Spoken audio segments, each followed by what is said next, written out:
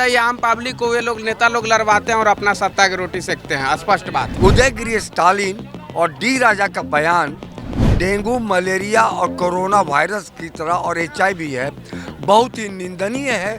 अविलंब क्षमा मांगनी चाहिए। हम वसुदेव कुटुंबकम की बात करते हैं। सब दिन रहेगा जय श्री राम का नारा गूंजेगा, फिर 2024 में भी गूंजेगा।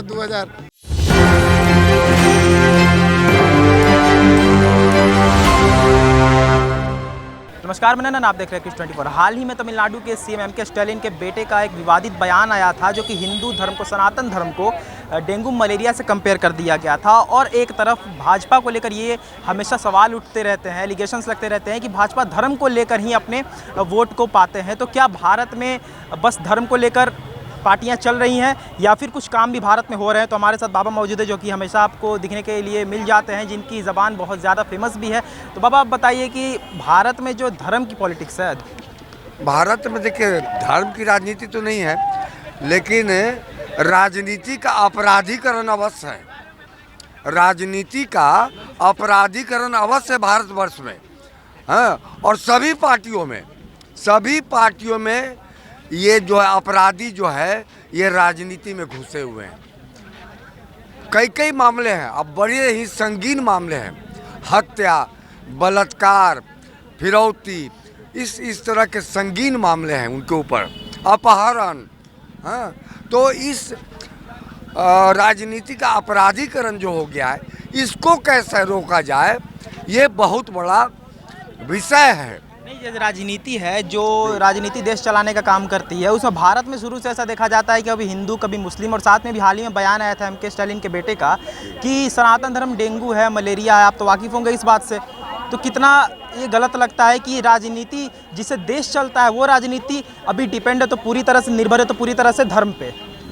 ऐसा है कि राजनीति एक अलग विषय है और धर्म एक अलग है। धर्म क्या है? धर्म हमारा आस्था, हमारा विश्वास। धर्म हमारे जीने की एक पद्धति है।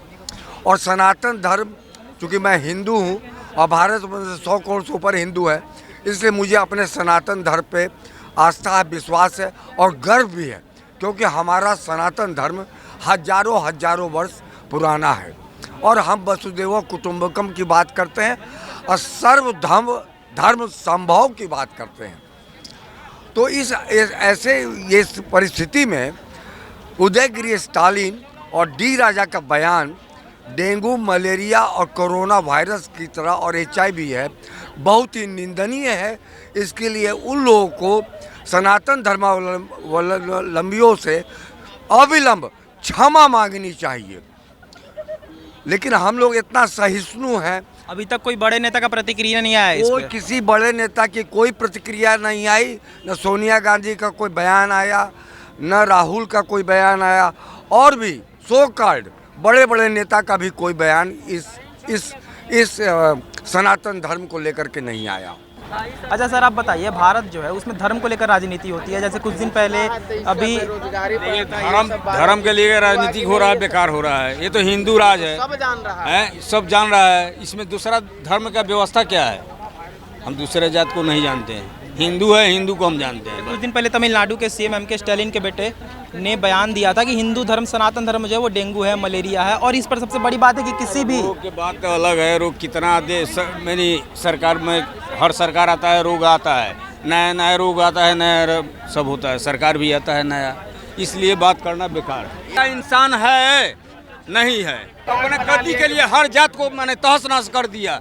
तो क्या भाजपा में हिंदू, मुस्लिम, सिख, ईसाई का कोई सांसद कोई लोकसभा सीट से नहीं है? वही सवाल है कि क्या भारत में धर्म को लेकर राजनीति हो रही है? समझ जाइए, आम पब्लिक को वे लोग नेता लोग लड़वाते हैं और अपना सत्ता की रोटी सेकते हैं। स्पष्ट बात है।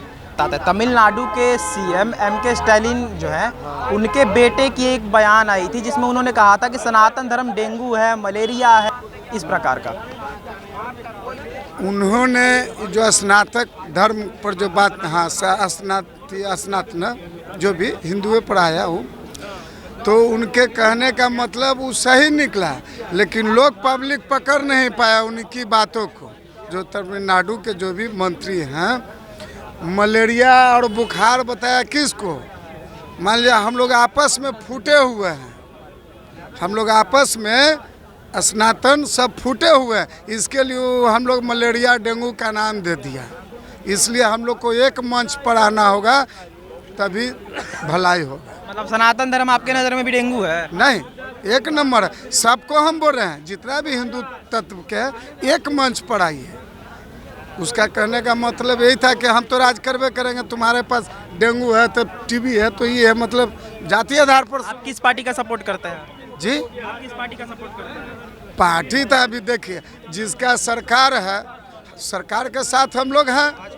भाजपा तो है ये, भारत माता की जय तो रहबे करेगा, सब दिन रहेगा, सब दिन रहेगा। जय श्री राम का नारा गूंजेगा, फिर 2024 में भी गूंजेगा, 2024 में भी गूंजेगा भारतीय जनता पार्टी का।